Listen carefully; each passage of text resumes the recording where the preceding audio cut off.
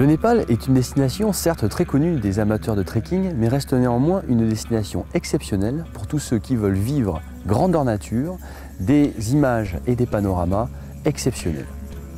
Ce petit pays, coincé entre les hauts plateaux tibétains et la péninsule indienne, au cœur de l'Himalaya, reste une destination de choix pour voir les plus hauts sommets du monde, ainsi que des contrées particulièrement sauvages et esthétiques.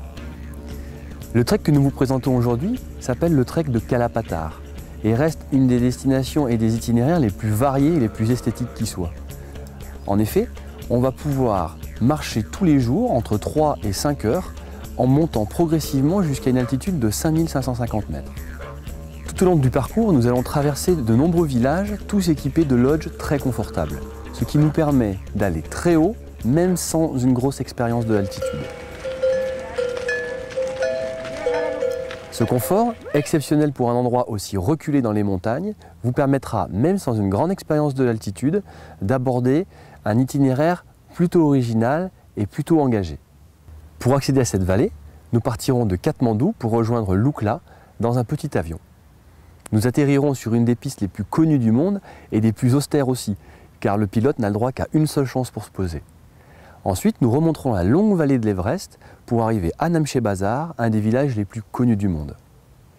Puis nous irons à Gokyo, un village particulièrement original dans la mesure où il est niché au bord d'un lac au pied du Cho-Oyu qui culmine à 8207 mètres.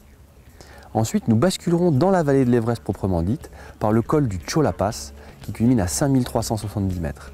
Une altitude qui est déjà particulièrement sérieuse pour des trekkers n'ayant pas beaucoup d'expérience. Puis, nous remonterons cette vallée de l'Everest pour aller flirter avec le camp de base et monter à notre point culminant, Kala Patthar. De là, une vue exceptionnelle sur le sommet de l'Everest, le toit du monde, le Nuptse, le Lhotse et l'Amada Blanc vous offrira des souvenirs impérissables.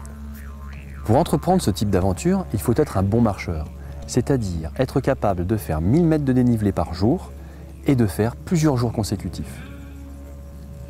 Pendant la journée, nous n'aurons avec nous qu'un petit sac, entre 5 et 6 kg, les porteurs acheminant à l'étape suivante tous nos bagages et toutes nos affaires. Il faut savoir, par contre, que nous évoluons en altitude et que nous allons passer plus des 2/3 du trekking à plus de 4000 mètres d'altitude. En revanche, le parcours est suffisamment progressif pour nous donner le temps de nous acclimater et d'assumer et le Chola Pass à 5370 mètres et le Kala Patthar à 5550 mètres.